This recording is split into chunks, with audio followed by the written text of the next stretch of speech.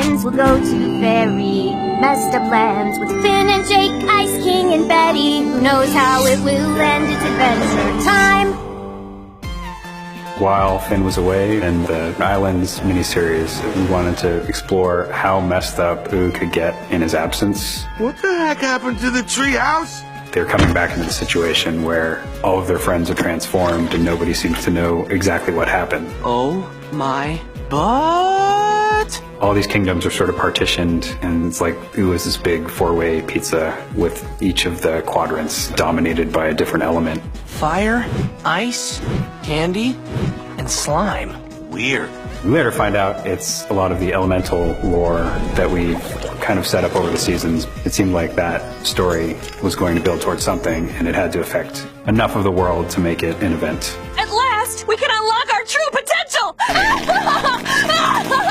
Each element is kind of dominated by an emotion. So Candy Kingdom becomes like the sweetest version of Candy Kingdom, and Ice Kingdom, everything's kind of bleached of emotion and color. And in Slime Kingdom, it's become this really indulgent, nonstop party. And Fire Kingdom just becomes super aggro, and they're just fighting all the time. They don't have much interaction at all. It's very segmented. And then Finn's presence actually ends up causing conflict between those worlds.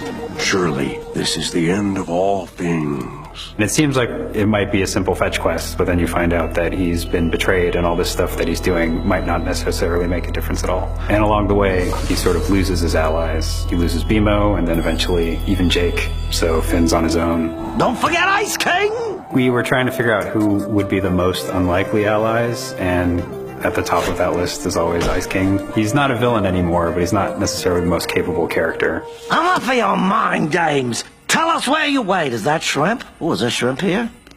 Ooh.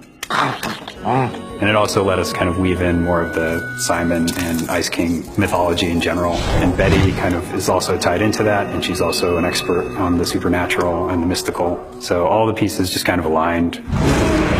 Stay back, S'more! Whoa, dudes! What? Marceline? No, it's Marshmalline, the campfire queen. The funnest part of this series was to figure out what the different incarnations of familiar characters would be. And that was really fun to figure out what like a fire Finn would look like, or what a fully elemental slime princess would look like, and kind of pushing the weirdness of Oog as far as we could. What is the most candy version of Candy Kingdom, and what is the most Ice Kingdom version of Ice Kingdom that there could be? When you're just kind of doodling idly, you want to see like different versions of familiar characters, and this gave us opportunity and license to push that in a lot of weird directions. This doesn't look so bad. Finn's in uncharted territory. It's also a bigger problem than Finn has faced before, because usually it's very simple and he knows exactly what went wrong and how to fix it. We're having a hard time figuring out how you undo a problem this big, because if you change the entire world, it can't have like a really simple solution. So at the end of Elements, there might be unintended consequences that we don't find out about for a while.